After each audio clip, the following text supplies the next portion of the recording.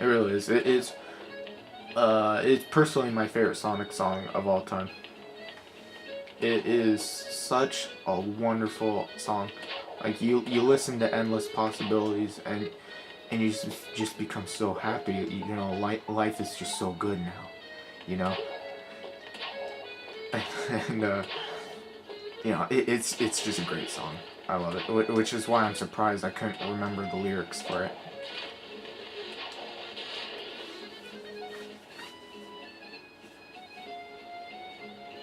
Hmm.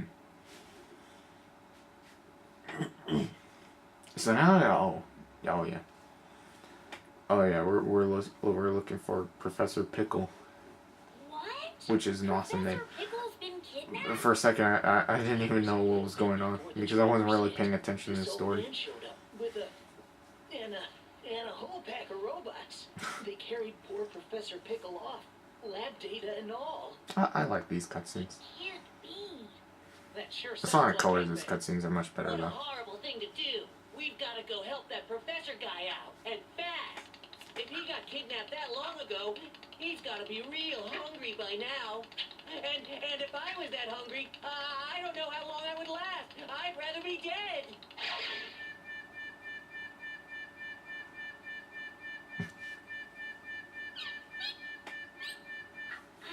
I'm sure Eggman is feeding him. Sure. Even he's not that cruel. Okay. Let's go and find the professor.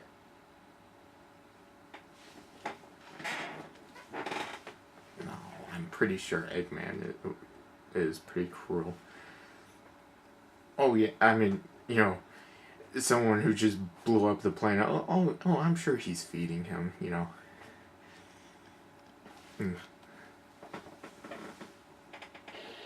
Blew up the planet, just like he blew up the moon, which seems to be perfectly intact in this game.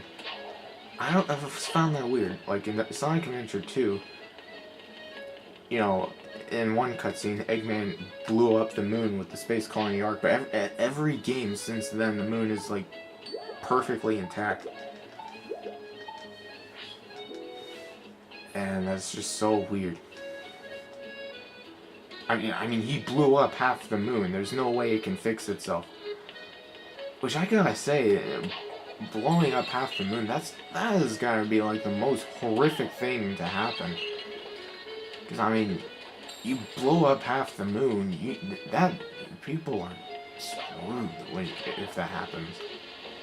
You know, like what happens when the moon gets blown up? Like what happens to like the tides? What happens to the, I don't know. It's just, I don't know. The moon blowing up, that just seems so horrific. And what happens to the gravitational pull? I don't know. There's just so many things that's scary about that.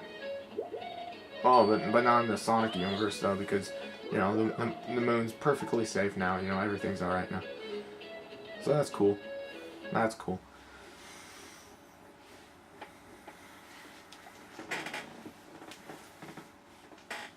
Now we're going to Mazuri, which is based on Africa, I think. I'm pretty sure. And the place we were just at just now, Spagonia, where absolutely nothing happened. I think that was based on, it was based on either Paris or Italy or both, I think. Paris and Italy is what Spagonia is based on.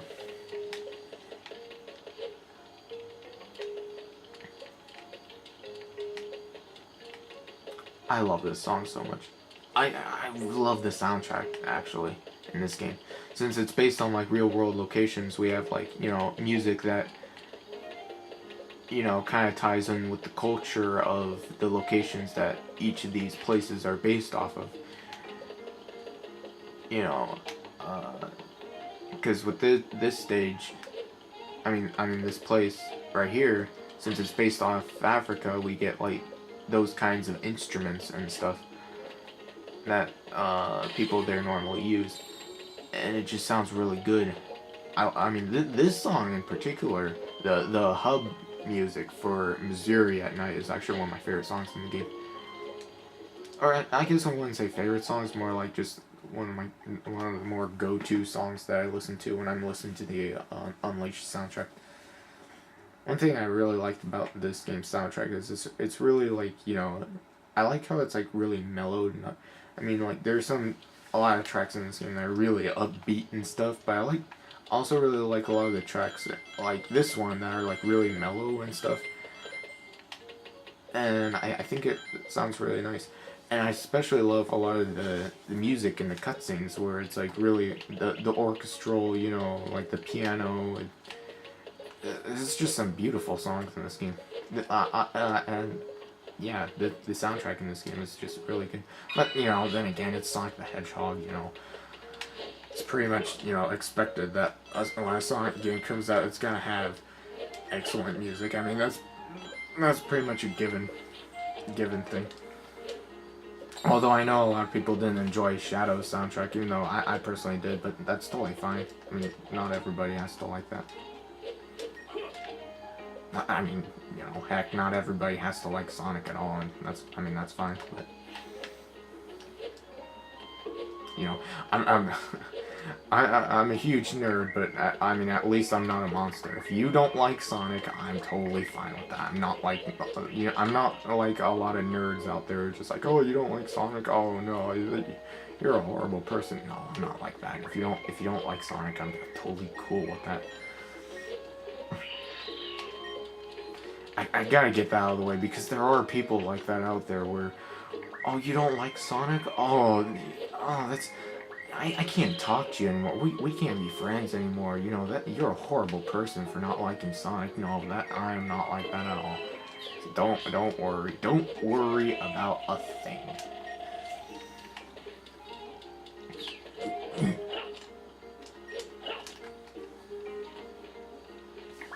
Right now, I'm just trying to get that moon medal over there. Is that moon medal? I think, yeah. Oh, and that book. The moon medal and that book. Which I should be having an easier time trying to get. And I think, yeah, there it is. There's the moon medal. Sonic! No, I'm just kidding. I love Chip.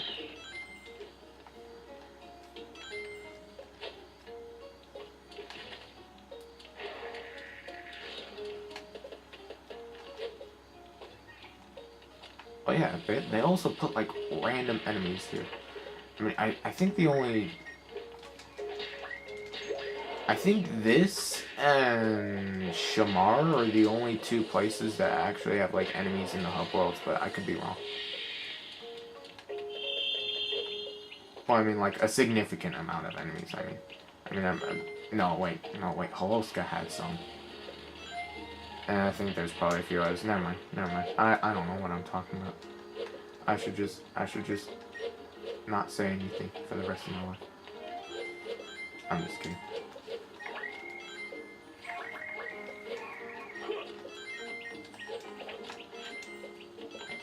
And oh boy, another Warthog level. Oh boy. See, this is what I'm talking about when I say this game can kind of drag. I still love this game, don't get me wrong, but this is. It goes back to what I'm saying about, like, a game just drags on you.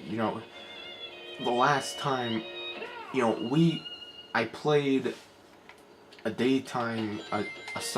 regular Sonic stage back in Windmill Isle, and then after that, I had to do a Werehog stage, go to a place just to talk to some people. No, I had to do a Werehog stage after that. Then I had to do the tornado level, the airplane level for those. Sorry, never mind. The airplane level, and then I had to go to Spagonia to talk to some people. Now I go here, and now I'm playing another Werehog level. It's like, Christ, will I ever play another regular Sonic level? Which, I mean, we will be, like, after this level. But still, they really should have focused more on the core gameplay. I mean, I read like the development of this game on Sonic Retro, because I do go on Sonic Retro quite a lot, despite me not really liking a lot of people behind that site, but it's a site I will still go to. I read up on the development page on their wiki, and I think one of the, was it Takashi Lizuga? I'm not sure, but one of the Sonic Team developers said that they put in the Werehog to like introduce new players into the Sonic the Hedgehog series, and they were saying that because since they knew that at this point the fan base was already split, because of games like Shadow the Hedgehog and Sonic Next Gen and stuff, and they acknowledged that, and so they were saying like they were hoping that people would be open about it and not mind the Werehog so much. I mean, if you're gonna do something like that, that's totally cool, but you shouldn't stray too far from like the core Sonic gameplay, because that's kind of what everyone wants to play. I mean, putting in the Werehog to introduce new players in the series to ease fans of other genres into this game, I can totally get down with that idea. It's totally fine, but I mean, you shouldn't like. I'm not saying they lost sight of the Sonic gameplay, because they didn't. They did some huge improvements on the gameplay with this game, but I mean, like, I think they should have still kept the focus on the. They should have still made sure that most of the game consisted of that. If they're gonna put in the Werehog for a reason like that, then I totally understand, and I'm totally okay with that, as long as it was just like, I'm just saying it should have been like implemented better. Again, I think the game would have been better without it, but for the reason that Sonic Team put the Werehog in, to ease fans of other genres into the Sonic series, doing something like that, I'm cool with that. I can get down with that, but I still can't help but say it could have been implemented better.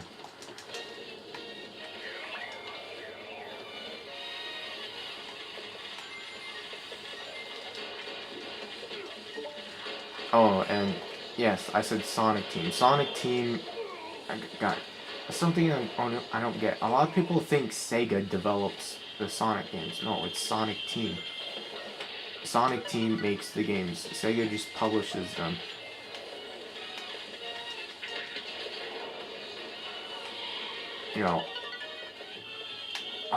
Because a lot of people, when they're talking about Sonic and they're talking about like the developers, they always refer to the developers as Sega, and I don't get that. They do. People do that with every game. They always. I don't know, but it's just something weird I noticed. People, Sega does not develop these games. They publish them. Sega probably doesn't. The people. Oh, what am I doing? There we go. The people like the CEO or whatever at Sega, they probably don't even know a whole lot about Sonic. Sonic Team. Those guys, they're the ones who know what they're doing most of the time. They're the ones who know about Sonic. The Sonic Team develops the games, not Sega. Sega just publishes them. Same goes for every other game, like, God, kind of thing. Oh yeah, like, if any of you out there know about the Paper Mario games, Nintendo does not make those games. Intelligent Systems does. Nintendo just publishes them. Sure, there's probably like, some development team at Nintendo that helps them out, but, the developer is not the publisher. People, get that through your heads. Jeez.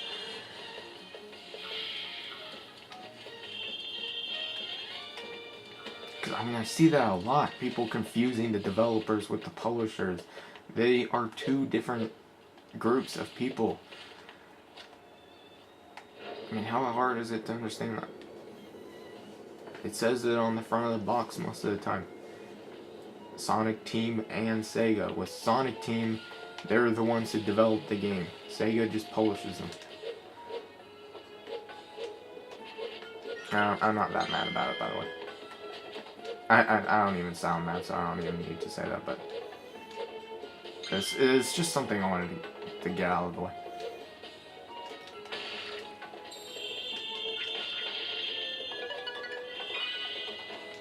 You know, because I don't really want to be, like, mad or anything, or, like, going on any rants during this,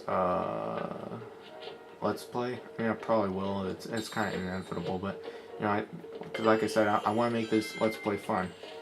You know, I'm just getting into this kind of thing, and I want to make it fun.